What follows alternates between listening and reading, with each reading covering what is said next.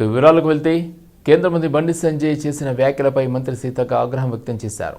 రాహుల్ గాంధీ మతం అభిమతం కులగణన అని మంత్రి సీతక్క అన్నారు. దేశవ్యాప్తంగా కులగణన చేపట్టి జనాభా ప్రాతిపదికన సంక్షేమ ఫలాలు రిజర్వేషన్లు కల్పించాలన్నది రాహుల్ గాంధీ అభిమతం అన్నారు.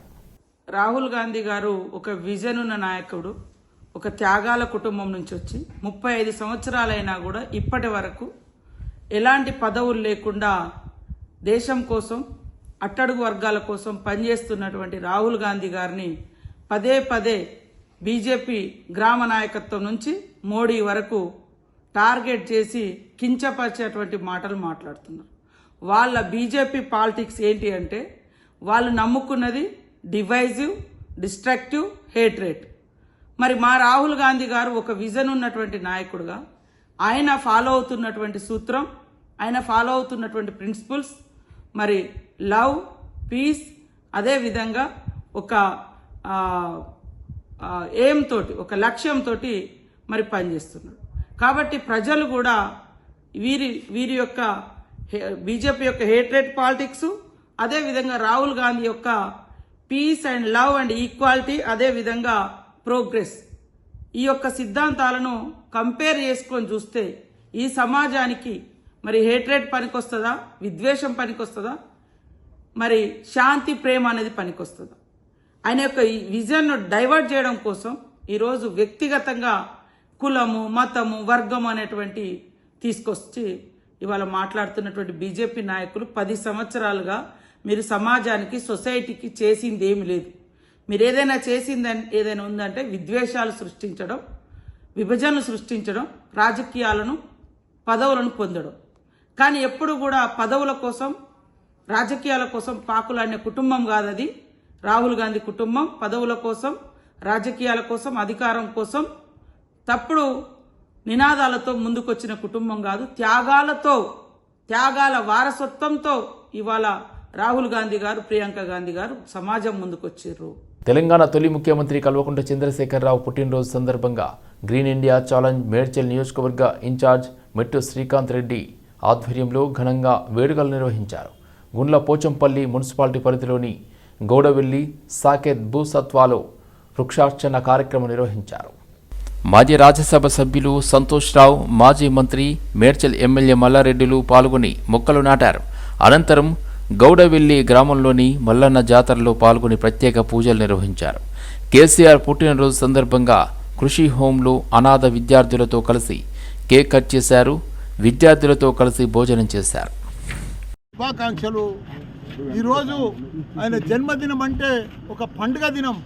ఎందుకంటే భారతదేశంలో 28 రాష్ట్రాలుంటే అందులో ఒక ఆదర్శ రాష్ట్రంగా తీర్చిదిద్దిండు మన కేసీఆర్ గారు. దేశంలోనే 12,769 గ్రామాలుంటే ప్రతి గ్రామంలో తాగునీరు, సాగునీరు, డంపింగ్ యార్డు, గ్రేవ్ యార్డు, 24 గంటల కరెంటు, ఇవన్నీ కూడా మన క్రీడా మైదానం, ఇవన్నీ కూడా తీర్చిదిద్దింది. 1000 గురుకుల పాఠశాలలు కులమత భేదం లేకుండా బీసీలకు, ఎస్సీలకు, మైనార్టీలకు ప్రతి ఒక్కరికి గురుకుల పాఠశాలలు తెరిచిన ఘనత కూడా మనకు సీఎం కేసీఆర్. ఇట్లా ప్రతి ఒక్కరు కూడా ఇవాళ ఆయన జన్మదినం అందరూ కూడా ఊర్లల్లో ప్రతి వాడల పండుగ వాతావరణం తీసుకొచ్చారు. ఇక్కడ మా గౌడెల్లో పెద్ద ఎత్తున ఇవాళ చెట్లు నాటినాం. అదే మాత్రంగా పెద్ద అనాథాశ్రమం వచ్చింది. మా సంతోషరావు గారు వచ్చారు. ఆయన కూడా ఈరోజు కేసీఆర్ గారి పేరు మీద 2 లక్షల రూపాయలు దీనికి డొనేషన్ కూడా ఇస్తున్నాడు. ఏది ఏమైనా మనం చూస్తూ ఉన్నాం. ఎక్కడ చూసినా కేసీఆర్ కేసీఆర్ కేసీఆర్. ఆయన మళ్ళీ రావాలి, సీఎం కావాలి అని ప్రజలంతా కోరుకుంటున్నారు. కాబట్టి ఆయన 110 ఏళ్ళు మంచిగా బతకాలి ఆనందంగా. కుక్కట్పల్లి, శేర్లింగంపల్లి నియోజకవర్గంలో ఘనంగా బీఆర్ఎస్ అధినేత కేసీఆర్ జన్మదిన వేడుకలు నిర్వహించారు. చిత్తారమ్మ దేవస్థానంలో ప్రత్యేక పూజలు నిర్వహించి మొక్కలు నాటారు. MLA Madhavaram Krishnarao, MLC Naveen Kumar, corporator Roja Rangarao. Telangana రాష్ట్ర సాధన కోసం ప్రాణాలను పణంగా పెట్టి తెలంగాణ రాష్ట్రాన్ని సాధించిన తొలి ముఖ్యమంత్రి కేసీఆర్ ఆయురారోగ్యాలతో రాష్ట్ర ప్రజల కలలు నెరవేర్చారని ఎమ్మెల్యే మాధవరం కృష్ణారావు అన్నారు. తెలంగాణ రాష్ట్రం అభివృద్ధి చెందాలంటే మరోసారి కేసీఆర్ ముఖ్యమంత్రి అవ్వాలని ఎమ్మెల్యే మాధవరం తెలిపారు. మాజీ ముఖ్యమంత్రి గారు కేసీఆర్ గారి జన్మదిన శుభాకాంక్షలు తెలియజేస్తూ మరి రాష్ట్రానికి తెలంగాణ రాష్ట్రము సాధించి కొన్ని వందల సంవత్సరాల నుంచి పోరాడినటువంటి ఎన్నో పోరాటాలు కూడా ఎవరు పట్టించుకోకుండా తన ప్రాణాన్ని అడ్డం పెట్టి మన రాష్ట్రాన్ని తెలంగాణ రాష్ట్రం తెచ్చినటువంటి ముద్దుబిడ్డ మన కేసీఆర్ గారి నాయకత్వంలో తెలంగాణ రాష్ట్రం రావడం, దాని భాగంగానే ఈరోజు రైతు బంధు కానీ కళ్యాణ లక్ష్మే కానీ ఇలా ప్రతి ఇంటింటికి మంచినీళ్ళ విషయంలో కానీ ఎన్నో రకమైన అభివృద్ధి కార్యక్రమాలు తేవడం వల్లనే ఇలా దేశంలో కూడా ఆ స్కీములు పెట్టుకొని ఇలా ఎలక్షన్కి వెళ్తున్న పరిస్థితి వచ్చింది. అందుంచి అటువంటి ముఖ్యమంత్రి గారు 100 ఏళ్ళు జన్మించి మనకున్నటువంటి మాజీ ముఖ్యమంత్రి గారు 100 ఏళ్ళు జన్మించి ఇంకా ప్రజాసేవ చేసి ప్రజలకు ఇంకా దగ్గరై ప్రజలకు ఉన్నటువంటి కష్టాలను తీర్చే నాయకుడు ఏకైక నాయకుడు కేసీఆర్ కాబట్టి ఆయన జన్మదిన శుభాకాంక్షలు తెలియజేస్తూ ఈ రోజున చెట్లు నాటే కార్యక్రమం, అదేవిధంగా అన్ని పనులు నాటే కార్యక్రమం, కొన్ని ఏర్లలో సేవ చేసే కార్యక్రమాలు చేస్తూ ఉన్నాం. దాని భాగంలోనే మా ఎమ్మెల్సీ నవీన్ కుమార్ గారు, మా కార్పొరేటర్ రోజా గారు ఆధ్వర్యంలో ఇలా చిత్తారమ్మ తల్లి టెంపుల్లో పూజలు చేసి ఇలా చెట్లు నాటే కార్యక్రమం చేసాం. ఇది మొత్తము మా కుక్కట్పల్లి కాన్స్టిట్యున్సీ, శేర్లింగంపల్లి కాన్స్టిట్యున్సీలో కూడా ఇలా సేవలు చేసేటటువంటి అందరూ మా కార్యకర్తలు ముందుకు వచ్చారు. ఆ భాగంగానే ఈ కార్యక్రమం చేసుకుంటాం. మా ముఖ్యమంత్రి గారు మళ్ళా ముఖ్యమంత్రికి రావాలి, ఖచ్చితంగా రాష్ట్ర ప్రజలను ఆదుకోవాలని చెప్పి మా కేసీఆర్ గారి నాయకత్వంలో తెలంగాణ అభివృద్ధి జరగాలంటే మళ్ళా మా కేసీఆర్ గారు రావాలని చెప్పి తెలియజేస్తాం. వేములవాడ రాజరాజేశ్వర స్వామివారి దేవస్థానంలో మహాశివరాత్రి జాతర ఉత్సవాలు నిర్వహించనున్నారు. ఈ సందర్భంగా హాజరు కావాలని సీఎం రేవంత్ రెడ్డిని అర్చకులు విప్ ఆది శ్రీనివాస్ ఆహ్వానించారు. ఈ మేరకు వేములవాడ దేవస్థానం అర్చకులు అధికారులు సీఎం రేవంత్ రెడ్డిని కలిశారు. ఈ నేపథ్యంలోనే సీఎంకు మహాశివరాత్రి జాతర ఉత్సవాలు ఆహ్వాన పత్రికను అందజేశారు. కాగా తెలంగాణలో అతిపెద్ద ప్రసిద్ధ పుణ్యక్షేత్రమైన వేములవాడ శ్రీ రాజరాజేశ్వర స్వామివారి దేవస్థానంలో మహాశివరాత్రి జాతర వేడుకలు ఈ నెల 25 నుంచి 27 వరకు వైభవోపేతంగా నిర్వహించనున్నారు. భక్తుల సౌకర్యార్థం జాతరకు సంబంధించిన అన్ని ఏర్పాట్లను అధికారులు పర్యవేక్షిస్తున్నారు. కేసీఆర్ తన 10 ఏళ్ల పాలనా కాలంలో చేయలేని అనేక అభివృద్ధి సంక్షేమ పనులను రేవంత్ రెడ్డి సీఎం అయ్యాక ఏడాది కాలంలో చేసి చూపించారని ఎంపీ మల్లు రవి అన్నారు. దేశంలో ఏ రాష్ట్రంలో లేని విధంగా కులగణన చేసిన, కుల లెక్కలు తేల్చిన ఘనత సీఎం రేవంత్ రెడ్డిదేనని తెలిపారు. Telangana real hero Revanth Reddy. నిన్న బీఆర్ఎస్ నాయకులు చెప్పినట్టుగా కేసీఆర్ కాదు.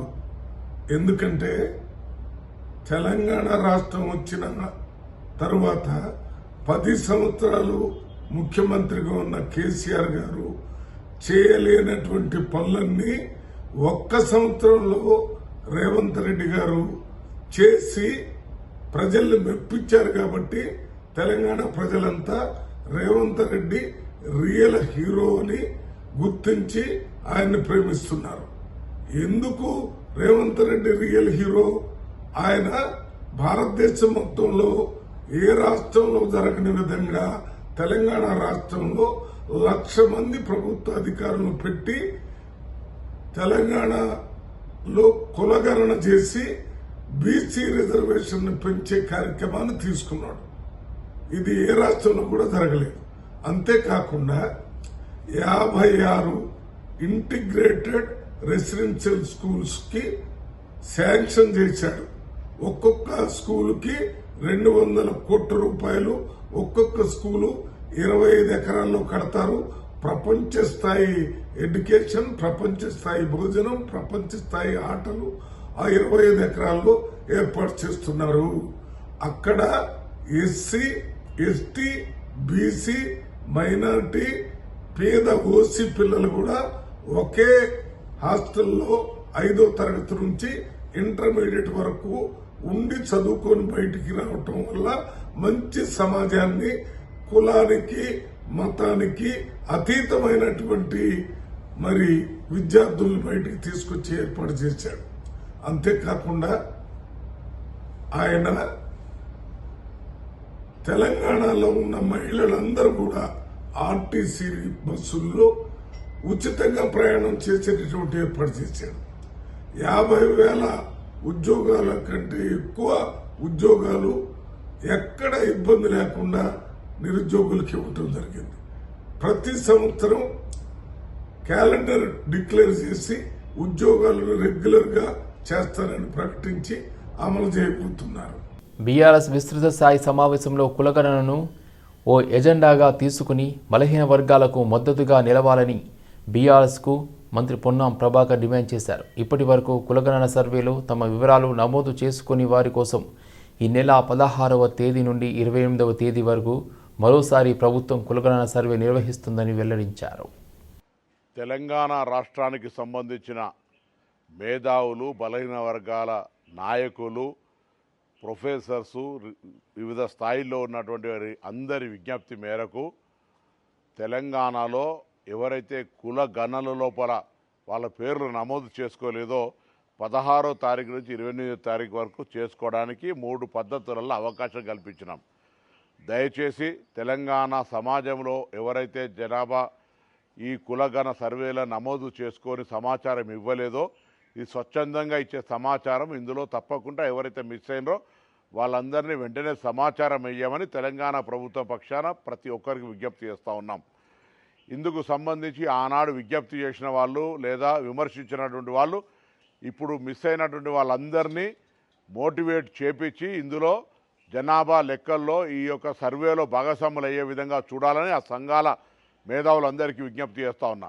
అదేవిధంగా బాధ్యత గల ప్రతిపక్ష నాయకుడిగా ఈరోజు పార్టీ విస్తృత స్థాయి సమావేశం జరిపే సందర్భంలో కూడా ఇది ఒక ఎజెండా తీసుకొని ఎవరైతే తెలంగాణలో కుల సర్వేలో పాల్గొనలేదో మీరు కానీ కేటీఆర్ గారు కానీ హరీష్ రావు గారు కానీ సర్వేలో పాల్గొని పార్టీ పక్షాన బలహీన వర్గాల పట్ల మీ కన్సర్న్ చూపే విధంగా మీ పార్టీ సమావేశంలో నిర్ణయం తీసుకోవాలని కూడా ఈ సందర్భంగా కోరుతా ఉన్నాను. అవి చేయకుండా ఊరికైనా విమర్శలకే పరిమితమైతే తెలంగాణ బలహీన వర్గం చూస్తూ ఊరుకోదనే మాట మనవి చేస్తూ మరొకసారి తెలంగాణ ప్రజలందరికీ విజ్ఞప్తి చేస్తున్నా, ఇప్పుడు ఇస్తున్నటువంటి అవకాశాన్ని వినియోగించుకొని కుల సర్వేలో భాగస్వాములై తెలంగాణ జనాభా లెక్కల్లో ఉండే విధంగా చూసుకోవాలని విజ్ఞప్తి చేస్తున్నాను. తెలంగాణ మాజీ ముఖ్యమంత్రి బీఆర్ఎస్ అధినేత కె చంద్రశేఖరరావు 7 నెలల విరామం తర్వాత హైదరాబాద్లోని బీఆర్ఎస్ పార్టీ కార్యాలయానికి వచ్చారు. బీఆర్ఎస్ విస్తృత స్థాయి సమావేశంలో ఆయన పాల్గొన్నారు. గజ్వేల్ నియోజకవర్గం ఎర్రవెల్లి ఫామ్ హౌస్ నుండి ఆయన నేరుగా తెలంగాణ భవన్ చేరుకున్నారు. పార్టీని స్థాపించి 24 ఏళ్లు పూర్తయింది. ఈ రోజుతో 25వ సంవత్సరంలోకి అడుగుపెట్టింది. ఈ నేపథ్యంలో చేపట్టాల్సిన కార్యక్రమాలపై పార్టీ ముఖ్య నాయకులతో చర్చించారు. పార్టీ ఆవిర్భావ వేడుకలు, సభ్యత్వ నమోదు, భారీ బహిరంగ సభ తదితర అంశాలపై చర్చించి నిర్ణయం తీసుకున్నారు. కాంగ్రెస్ ప్రజా వ్యతిరేక విధానాలపై చేపట్టాల్సిన కార్యాచరణపై పార్టీ శ్రేణులకు కేసీఆర్ దిశానిర్దేశం చేశారు. 9 సంవత్సరాలకు కేసీఆర్పై ప్రజల్లో వ్యతిరేకత వస్తే 9 నెలల్లోనే రేవంత్ ఆ స్థాయికి చేరుకున్నారని బీజేపీ ఎంపీ ఈటెల రాజేందర్ విమర్శించారు. హామీలను విస్మరించి కాంగ్రెస్ ప్రభుత్వం అబాసుపాలైందని మహబూబాబాద్ జిల్లాలోని పార్టీ కార్యాలయంలో మండిపడ్డారు. వరంగల్, ఖమ్మం, నల్గొండ ఉపాధ్యాయ ఎమ్మెల్సీ నియోజకవర్గ బీజేపీ అభ్యర్థి సర్వోత్తమ్ రెడ్డికి మొదటి ప్రాధాన్యత ఓటు వేసి భారీ మెజార్టీతో గెలిపించాలని కోరారు. ఉపాధ్యాయులకు అండగా ఉండి సమస్యల పరిష్కారానికి పోట్లాడతామని స్పష్టం చేశారు. సీఎం రేవంత్ రెడ్డి ఎన్నికల ముందు ఇచ్చిన హామీలు ఏమయ్యాయని ప్రశ్నించారు. దీని గ్లోరీ, దీని గొప్పతనం ఏందో చూసినవాడిని తెలుసుకున్నవాడిని కాబట్టి నేను వచ్చినప్పుడు ఇక్కడ ఉండే జీతాలు 6,500 రూపాయలు, 6,500 రూపీస్. మా శ్యామ్ అక్కడ అప్పుడు ఇక్కడ లెక్చరర్ ఉండే, ఉన్నాడా మా శ్యామ్? లెక్చరర్ ఉండే 6,500 రూపాయలు. నేను నాకు ఇంత ప్రోగ్రెసివ్ సొసైటీ ఈ జీతాలు ఇవ్వకుండా కాలేజీ నడిపే దరిద్రం సిస్టమ్ ఎందుకు ఉందని చెప్పి గొడవ పెట్టుకొని వీళ్ళందరికీ అప్పుడు 15,000 రూపాయలు చేసినట్టు. 6,500 రూపాయలు అంటే తక్షణ 15,000 రూపాయలు తీసినారు. ఇది సొసైటీ డబ్బులు, గవర్నమెంట్ కాదు. ఈ డబ్బులు కలెక్షన్ అయితేనే జీతాలు ఇచ్చే సిస్టమ్. నేను దీనికి కార్పస్ ఫండ్ కూడా పెట్టి ఏ మంత్కు ఆ మంత్ జీతభత్యాలు ఇవ్వాలి, 2వ కండిషన్ పెట్టి. 3వది వాళ్ళు పదే కోరేది దీన్ని పాత కేడీసీ, దీని కింద 18 కాలేజీలు ఉంటాయి. ఇప్పుడు మనం కస్తూరిబా గర్ల్స్ పాలిటెక్నిక్ కావచ్చు, కస్తూరిబా కాలేజ్ కావచ్చు, ఆమె పేట పెట్టిన మొట్టమొదటి పాలిటెక్నిక్ కాలేజ్ ఇక్కడే మన రాష్ట్రంలో పెట్టింది. అంత గొప్ప కర్తవ్యం ఉన్నటువంటి ఎగ్జిబిషన్ సొసైటీ ఇవాళ కూడా సార్ చెప్తుండ్రు 2,500 మంది స్టూడెంట్స్ ఉన్న కాలేజ్ విలవిలబోతుంది అని వారు బాధతో చెప్పిన సత్యం. అప్పుడు కడియం శ్రీహరి గారు ఇప్పుడు సీఎం గారు ఉండే, మేము ఇద్దరం కలిసి aided schools and aided colleges ఎక్కడెక్కడైతే ఉన్నాయో వాటికి వేల కోట్ల రూపాయల ప్రాపర్టీస్ ఉన్నాయి కాబట్టి మళ్ళీ గవర్నమెంట్ ఎక్కడో పోయి ఓ కాలేజ్ పెట్టడం ఓ స్కూల్ పెట్టి ఎవరు చెప్పాడు మీకు? వీటన్నింటినీ కూడా గవర్నమెంటే టేక్అవుట్ చేసుకొని పెద్ద ఎత్తున వీటి ఇంటిగ్రేటెడ్ కాలేజీలు పెడతారా, ఇంటిగ్రేటెడ్ స్కూల్ పెడతారా పెట్టాలని చెప్పి ఒక మీటింగ్ పెట్టాము. కేశవరావు పెట్టినట్టు అనిపిస్తుంది, పెద్ద ఎత్తున పెట్టినాము. కానీ అప్పుడు ఇక మాకున్న పరిమితులు వేరు, మాకు ఆ ముఖ్యమంత్రి గారి కనికరం ఉంటే తప్ప మేము చేయలేని పరిస్థితుంది. అప్పటికి కొట్లాడినాం. కానీ వీటి పట్ల అంటే విద్యా హాస్టళ్ళు, రెసిడెన్షియల్ స్కూళ్ళు, ఎయిడెడ్ పాఠశాల గురించి సంపూర్ణమైన అవగాహన అయితే ఉన్నది. హైదరాబాద్ శ్రీరామ్ నగర్ పట్టణ సామాజిక ఆరోగ్య కేంద్రంను జిల్లా కలెక్టర్ అనుదీప్ దురిశెట్టి ఆకస్మికంగా తనిఖీ చేశారు. ఆసుపత్రిలోని ఫార్మసీ, ప్రాథమిక పరీక్షా గది, అదేవిధంగా ఎక్స్రే, ఈసీజీ గదులను పరిశీలించారు. అటెండెన్స్ రిజిస్టర్ తనిఖీ చేసి రిజిస్టర్లో సంతకం చేసిన ప్రకారం వైద్యులు, సిబ్బంది ఉన్నారా లేదా అని చూశారు. ఆసుపత్రిలో వైద్య సేవల కోసం వచ్చిన గర్భిణీలతో ఆసుపత్రిలో అందిస్తున్న వైద్య సేవల గురించి అడిగి తెలుసుకున్నారు. ప్రభుత్వం వైద్యానికి అత్యంత ప్రాధాన్యత ఇస్తుందని, రోగులకు ఎలాంటి ఇబ్బందులు కలగకుండా మెరుగైన వైద్య సేవలు అందించాలని అన్నారు. ఆసుపత్రిలో మందుల కొరత లేకుండా స్టాక్ పూర్తి కాకముందే ఇండెంట్ చేసి మందులను తెప్పించుకోవాలన్నారు. రంగారెడ్డి జిల్లా ఆర్డీఓ కార్యాలయం ముందు సిపిఎం నేతలు, లబ్ధిదారులు ఆందోళన చేపట్టారు. పేదలకు ఇచ్చిన భూములను రామోజీ ఫిలిం సిటీ యాజమాన్యం ఆక్రమించిందని ఆరోపించారు. అధికారులు పేద ప్రజలకి ఇచ్చిన భూములను పెద్దలకు అప్పగించే ప్రయత్నం చేస్తున్నారని ఆగ్రహం వ్యక్తం చేశారు. రామోజీ ఫిలిం సిటీ పక్కన ఉన్న రైతుల భూములను కూడా ఫిలిం సిటీ యాజమాన్యానికి అప్పగించే ప్రయత్నం చేస్తున్నారని, దానికి అధికారులు సపోర్ట్ చేస్తున్నారని ఆరోపించారు. రైతులకి న్యాయం జరిగే వరకు ఈ నిరసన కార్యక్రమం ఆపేదే లేదని సిపిఎం నాయకులు హెచ్చరించారు. గతంలో ఉన్నటువంటి మంచిరెడ్డి కిషన్ రెడ్డి గారు ఈ ప్రాంతంలో పెద్ద ఎత్తున భూ కుంభకోణాలు చేసిందని, పేదల భూములు పెద్ద ఎత్తున కొట్టేసిందని, పేదల భూములు ఆ రకంగా అన్యాక్రాంతం చేసిందని చెప్పి దఫదఫాలుగా ఎమ్మెల్యే కాకముందుకు మల్రెడ్డి రంగారెడ్డి గారు ఎన్నో రకాలుగా ఆరోపణలు చేశాడు. కానీ ఇప్పటికి కూడా వాళ్ళ పైన ఎలాంటి చర్యలు చేపట్టట్లేదు. వాళ్ళు ఏ రకమైన భూములు ఆ రకంగా అన్యాక్రాంతం చేశారో ఎలాంటి క్రిమినల్ కేసు పెట్టడానికి సిద్ధంగా లేడు. కానీ మేము చెప్తా ఉన్నాం, మల్రెడ్డి రంగారెడ్డి గారు ఏదైతే ఎన్నికల కంటే ముందు చెప్పాడో, పేదలకు మాట చెప్పాడో, ఆ పేదలకు ఉన్నటువంటి భూములు, వాళ్ళ దగ్గర ఉన్నటువంటి భూములు ఏ రకమైతే అన్యాక్రాంతం చేశాడో, ధరణి పేరుతోటి భూములు గుంజుకున్నాడో ఆ భూములన్నీ కూడా బయటికి తీయాలి. ఆ బయటికి తీసి పేదలకు ఇవ్వాల్సినటువంటి పట్టాదారు పాస్ పుస్తకాలు ఇప్పించాలని ఎమ్మెల్యే గారికి డిమాండ్ చేస్తా ఉన్నాం. ఇచ్చారు 155 మందికి ఇచ్చారు. అందులో దాని ఏముందంటే ఇప్పటి వరకు సాగు చేసే వాళ్ళు సాగు చేస్తున్నారు, సాగు చేయని వాళ్ళు గుట్టలు కొండలు అట్నే ఉన్నాయి. అయితే ఈ మధ్యలో 2017లో ఈ కేసీఆర్ ప్రభుత్వం వచ్చినప్పుడు ఈ ధరణి పోర్టల్ తెచ్చింది. ధరణి పోర్టల్ వల్ల అప్పటిదాకా ఉన్న పాస్బుక్ లను డమ్మీ చేసేసింది. అంటే ఇప్పుడు మాకు ఆలోచనలు ఏమైందంటే మాకు ఆన్లైన్ చేయలే ఆ రోజు, అంటే పానీలో ఎక్కలేదు. 1B లో ఉన్నాయి, చేతువారులో ఉన్నాయి, పాస్బుక్లు ఇచ్చారు, సర్టిఫికేట్ ఇచ్చారు. అవి డమ్మీగా ఒరిజినల్ ఇచ్చారు. ఈ కాకపోతే ఏంటంటే ఈ ధరణి వచ్చకంలో మాకు మధ్యలో బ్రేక్ ఏమైందంటే రామోజీ వాళ్ళు కింద అప్లికేషన్ పెట్టుకున్నారు గవర్నమెంట్ కు, వాళ్ళు తీసేసుకున్నారు అని చెప్పి చచ్చిపోయిన విజయారెడ్డి ఎంఆర్ఓ గారు దాన్ని పెండింగ్ పెట్టారు. పెండింగ్ పెట్టిన తర్వాత ఏం చేసింది, మళ్ళీ రామోజీ కూడా వద్దంట అని చెప్పి మళ్ళీ ఒక 6 నెలల తర్వాత మీకు బుక్కులు ఇస్తా అది ఇస్తా అని ఒక 6 నెలలు తిప్పించింది. తిప్పిన తర్వాత ఆమె చనిపోయింది. ఆమె చనిపోగానే ఒక సంవత్సరం మొత్తం గ్యాప్ అయింది, అంటే ఎంఆర్ఓ లేరు ఇక్కడ. ఆ తర్వాత 2020లో మనకు వెంకటరెడ్డి సార్ అని మన లగడచల్రా అటాక్ అయిన కలెక్టర్ గారు ఇక్కడ ఎంఆర్ఓ ఉన్నప్పుడు ఇట్లే ఒక 50 మంది తీసుకొని వెళ్ళాము. వెళ్ళి అక్కడ జర మొదలుపెట్టుకుంటే ఆయన ఏం చేశాడంటే, మీ దగ్గర ఎంతమంది దగ్గర ఒరిజినల్ బుక్కులు సర్టిఫికేట్ ఉన్నాయో తీసుకొని రండి, తీసుకొని వస్తే నేను దాన్ని సాల్వ్ చేస్తా, మీకు పాస్బుక్లు ఇప్పిస్తాను చెప్పారు. ఆ రోజు మన విఆర్ఓ గారిని పంపించి ఇక్కడ ల్యాండ్ కూడా ఎంక్వైరీ చేయించారు. రైతులో ఉన్నాము. అయితే ఆ రోజు నేదురుమల్లి జనార్దన్ రెడ్డి ముఖ్యమంత్రి ఉన్నప్పుడు మాకు పట్టా సర్టిఫికేట్ ఇవ్వడం జరిగింది. అదే కాంగ్రెస్ ప్రభుత్వమే మాకు పాస్బుక్లు కూడా ఇవ్వడం జరిగింది అదే భూముల మీద.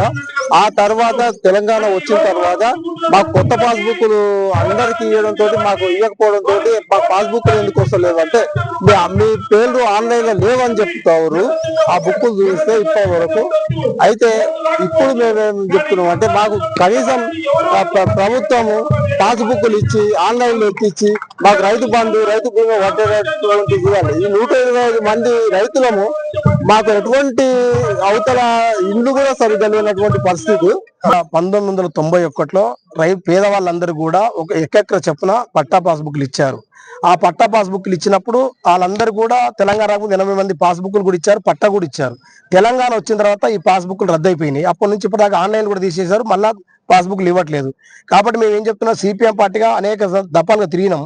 పోయిన ఎమ్మెల్యే ఇస్తున్నారు, ఎంఆర్ఓ ఇస్తున్నది, ఆర్డీఓ కూడా ఇస్తామని చెప్పి అన్నారు. కానీ ఇప్పటిదాకా పాస్బుక్ ఇవ్వడానికి సిద్ధంగా లేరు. అంటే ఆ భూమిని మరి ప్రభుత్వం లాక్కోవాలని చూస్తున్నదా, లేకుంటే పేదవాళ్ళకి ఇవ్వాలని చూస్తుందా మాకు అర్థం కావట్లేదు. అందుకని పేదవాళ్ళకి కాంగ్రెస్ గవర్నమెంట్ కూడా చెప్పింది, ఎక్కడైతే అసైన్మెంట్ భూములు ఉన్నాయో, ప్రభుత్వ భూములు ఉన్నాయో అందరికి కూడా మేము పట్టాలు ఇస్తామని చెప్పి పట్టాలు చేస్తామని చెప్పింది. దాని ప్రకారం కాంగ్రెస్ గవర్నమెంట్ కూడా నిలబడి ఈ రోజు ఈ రైతులందరూ కూడా పట్టా పాస్బుక్లు ఇవ్వాలి. గిరిజనుల ఆరాధ్య దైవం సంత్ సేవాలాల్ మహారాజ్ జయంతిని అధికారికంగా నిర్వహించేందుకు కృషి చేస్తానని కేంద్ర మంత్రి కిషన్ రెడ్డి తెలిపారు. హైదరాబాద్ రవీంద్ర భారతిలో జరిగిన సంత్ సేవాలాల్ జయంతి వేడుకలో కేంద్ర మంత్రి కిషన్ రెడ్డి పాల్గొన్నారు. దేశ చరిత్రలో గిరిజనులకు ప్రత్యేక స్థానం ఉందని, భారతీయ సంస్కృతి సంప్రదాయాలను కాపాడడంలో విదేశీయులు దండయాత్ర నుండి దేశాన్ని కాపాడే ప్రయత్నంలో ఆదివాసీల పాత్ర కీలకమన్నారు. విదేశీ దురాక్రమణదారుల కుట్రల కారణంగా బంజారాలు చెల్లాచెదురై వ్యసనాలకు గురై మత మార్పిడులు విస్తృతంగా జరుగుతున్న సందర్భంగా సేవాలాల్ చూపిన మార్గం అత్యంత విలువైందన్నారు. బంజారా భాషకు గుర్తింపు ఇవ్వాలని, ఆ దిశగా కృషి చేస్తారని కిషన్ రెడ్డి వెల్లడించారు.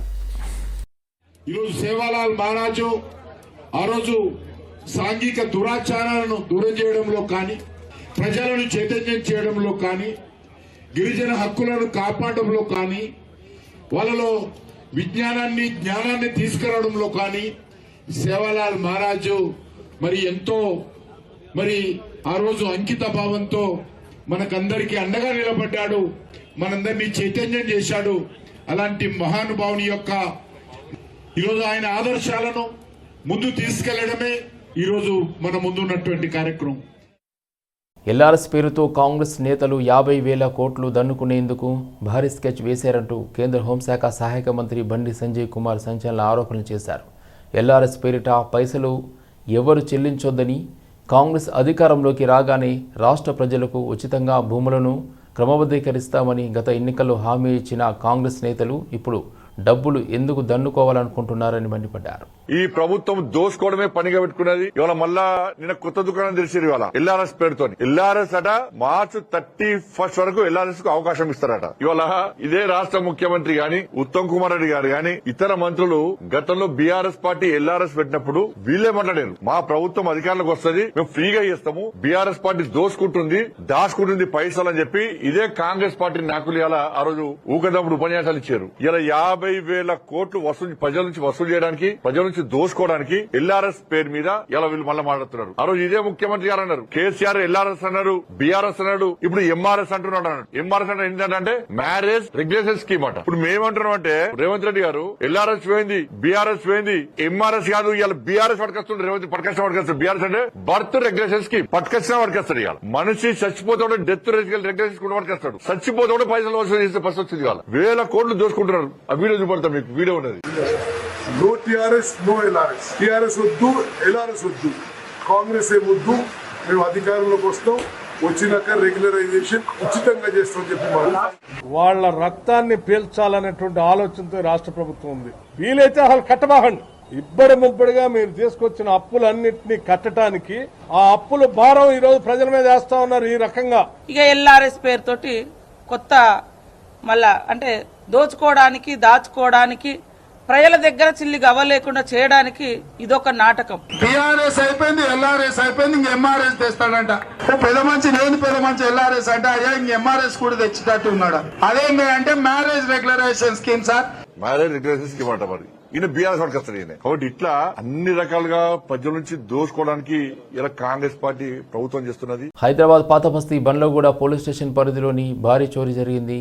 రాయల్సీ హోటల్ వద్ద పల్సర్ బైక్ను దొంగిలించారు. ఈ దృశ్యాలు సీసీటీవీ కెమెరాలో రికార్డయ్యాయి. బండ్లగూడ పోలీస్ స్టేషన్ పరిధిలోని దొంగతనాలకు పాల్పడుతున్న దొంగల ముఠా కోసం పోలీసులు ఎన్ని రకాలుగా చర్యలు చేపట్టినా దొంగలు మాత్రం పట్టపగలు యథావిధిగా దొంగతనాలు చేసుకుంటూ పోతున్నారు. బండ్లగూడ పోలీసులు కేసు నమోదు చేసుకుని దర్యాప్తు చేస్తున్నారు.